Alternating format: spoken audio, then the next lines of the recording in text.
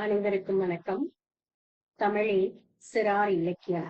சிறார் இலக்கிய பாட வேளையில் இன்று சிறார் இலக்கியம் குறித்தும், சிறார் இலக்கிய அமைப்பு குறித்தும், சிறார் இலக்கிய வகைகள் குறித்தும் காண்போம்.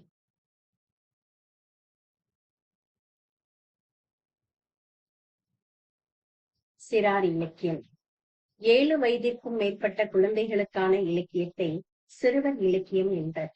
சிறுவர்களை மையமிட்டு இயற்றப்பெறும் சிறுவர் இலக்கியங்கள் சிறுவர்களுக்கானவையாகவும் சிறுவர்களை பற்றியவையாகவும் இருவேறு கோணங்களில் அமைந்துள்ளன.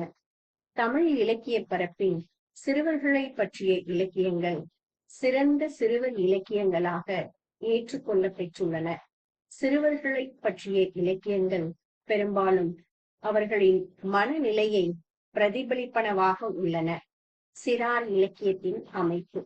சிறார் இலக்கியம் மொழி நடையிலும் பொருளிலும் நூல் அமைப்பிலும் வளர்ந்ததோர் இலக்கியத்திலிருந்து வேறுபட்டது. வயதை பொறுத்து மொழி எளிமையாக அமைய வேண்டும். சிறுவர்களுக்கு ஏற்ற அவர்களுக்கு ஈர்ப்பான செய்திகளாக அமைய வேண்டும். நூல் படங்களுடன் ஈர்ப்பாக அமைய வேண்டும். கற்பனை, பேசும் மிருகங்கள், அதிசய உயிரினங்கள், கற்பனை உலகங்கள், சிறுவர் பார்வையில் உலகம், இவைகளை கொண்டே அமைய வேண்டும்.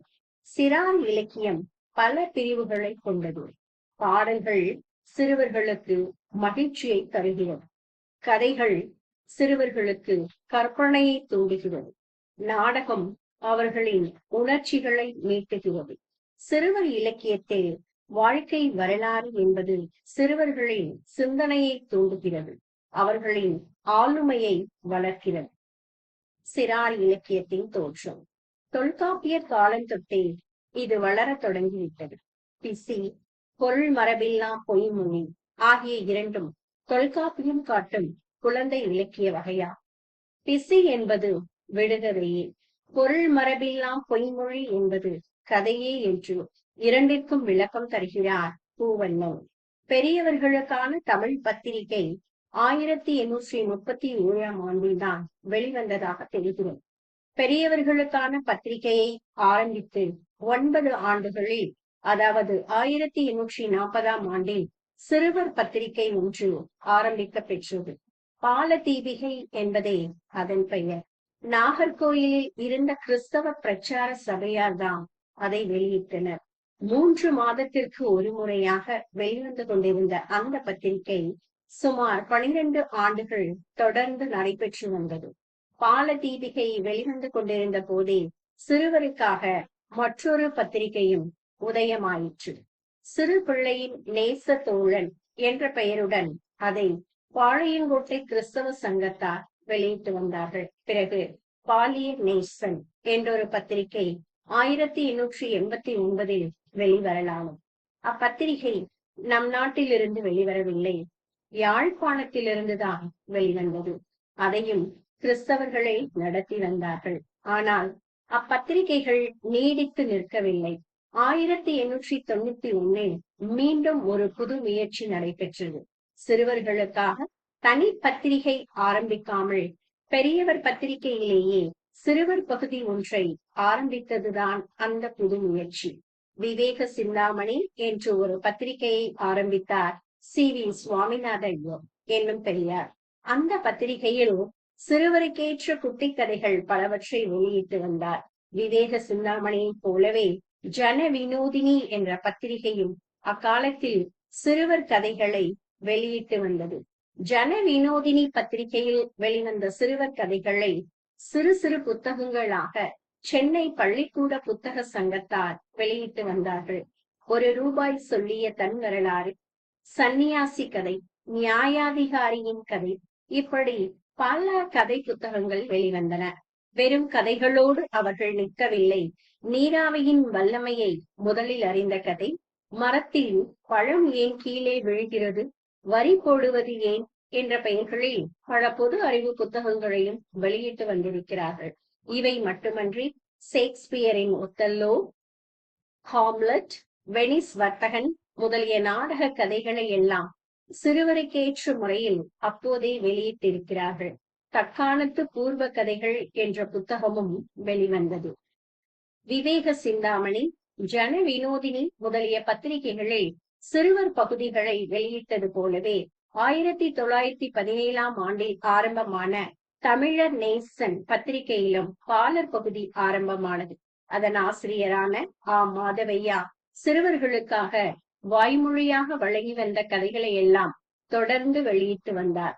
அவரது முயற்சியால் பால வினோத கதைகள் என்னும் புத்தகம் வெளிவந்தது. 1932ஆம் ஆண்டு தொடங்கப்பெற்ற கலைமகள் பத்திரிகையிலும் சிறுவர் பகுதி இடம்பெற்றது. அதைத் தொடர்ந்து ஆனந்த விகடன், கல்கி போன்ற பெரியவர்களுக்கான பத்திரிகைகளிலும் சிறுவர்களுக்கென ஒரு பகுதி ஒதுக்க பெற்றது. இந்த நூற்றாண்டில் சிறுவர் பத்திரிகை ஆரம்பிக்கும் முயற்சியில் முதலாக ஈடுபட்டவர் காலஞ்சென்ற வரகவி சுப்பிரமணிய பாரதியார். அவர் 1918ஆம் ஆண்டில் ஆரம்பித்த பால வினோதினி சுமார் 15 ஆண்டுகள் தொடர்ந்து நல்ல முறையிலே வெளிவந்தது. ஆயினும் இக்காலத்தை போல அப்போது அதிகமாக அது விளம்பரமாகவில்லை. 1942ஆம் ஆண்டு திருச்சியில் உள்ள ராயவரம் என்ற ஊரில் பாப்பாமலர் என்ற பெயருடன் ஒரு பத்திரிகை தோன்றியது. பின்னர் பல சிறுவர் பத்திரிகைகள் தோன்றுவதற்கு அது வழிகாட்டியாய் அமைந்தது. 1947க்கும் 1958க்கும் இடையே ஏறத்தாழ 40 சிறுவர் பத்திரிகைகள் தோன்றின. தக்க ஆதரவின்மையால் அம்புலி மாமா, வித்யாதனம் என்ற 2 பத்திரிகைகளை தவிர மற்றவை எல்லாம் மறைந்து விட்டன. இன்று சிறுவர்களுக்காக வெளிவரும் பத்திரிகைகளை விரல் விட்டு எண்ணிவிடலாம். சிறுவர்களுக்கு எழுத வேண்டும் என்ற ஆர்வம் கொண்ட எழுத்தாளர்கள் தற்போது 400க்கும் மேல் இருக்கிறார்கள். சிறுவர் பத்திரிகைகள் மிக குறைவாக இருப்பதால் எழுத துடிக்கும் எழுத்தாளர்களில் பலருக்கு வாய்ப்பு கிடைப்பதில்லை. நல்ல சிறுவர் இலக்கியம் தோன்றுவதற்கு இது பெரும் தடையாக உள்ளது. பத்திரிகைகள் பெருகினால்தான் பலரது மறைந்து கிடக்கும் திறமை வெளிப்படவும், திறமையுள்ளோரை முழுமையாக பயன்படுத்திக் கொள்ளவும் முடியும். சிறார் இலக்கிய வகைகள்: கதைகள், அறிவியல் கட்டுரைகள், நாடகங்கள், பத்திரிகைகள், திரைப்படங்கள், நூல்கள், வாழ்க்கை வரலாறு. சிறார் இலக்கிய படைப்புகள்: தமிழ்நாட்டார் பாடல்கள்,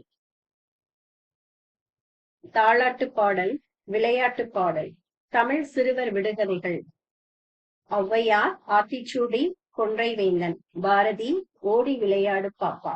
இதழ்கள்: அம்புலி மாமா, கோகுலம், பாலமித்ரா, ரத்தின பாலா. தமிழ் சித்திரக்கதைகள்: வாண்டுமாமா சித்திரக்கதைகள், கூந்தலில், தமிழ்வாணன் சித்திரக்கதைகள். கதைகள்: பரமார்த்த குருவும் சீடர்களும், பீர்பால் கதைகள், தெனாலிராமன் கதைகள், பஞ்சதந்திர கதைகள், பௌத்த ஜாதக கதைகள். பாடல்கள்: நிலா நிலா ஓடிவா, ஆடி பிறப்புக்கு நாளை விடுதலை, ஆனந்தம் ஆனந்தம் தோழர்களே, தத்தாங்கி தத்தாங்கி தட்டும் பிள்ளை, கைவீசம்மா கைவீசு, சின்ன சின்ன இரும்பே, சிங்கார இரும்பே. சிறார் இலக்கிய உத்தி முறைகள்: ஒளிநிலை உத்திகள், சொல்நிலை உத்திகள், பொருண்மை நிலை உத்திகள், தொடரமைப்பு உத்திகள், கூற்றுநிலை உத்திகள், வெளியீட்டு நிலை உத்திகள், அணிநிலை உத்திகள், வடிவநிலை உத்திகள், அமைப்பு நிலை உத்திகள், யாப்பு நிலை உத்திகள். சிறார் இலக்கியத்தின் நன்மை: சிறார் இலக்கியம் பொழுதுபோக்குக்கு மட்டுமல்ல, சிறுவர்களின் கற்பனை மற்றும் வாசிப்பு புரிதலை வளர்ப்பதால் அவர்களின் வாழ்க்கையில் பெரும் முக்கியத்துவம் பெறுகிறது. மொழி மற்றும் புரிதலை அதிகரித்தல், கதை சொல்லும் திறன் மேம்படும், குடும்ப உறவுகளை வலுப்படுத்துதல், கற்கும் ஆர்வத்தை அதிகரித்தல், ஒழுக்க நெறிகளை கற்றுக்கொள்ளல். சிறார் இலக்கிய சாதனையாளர்கள். நன்றி.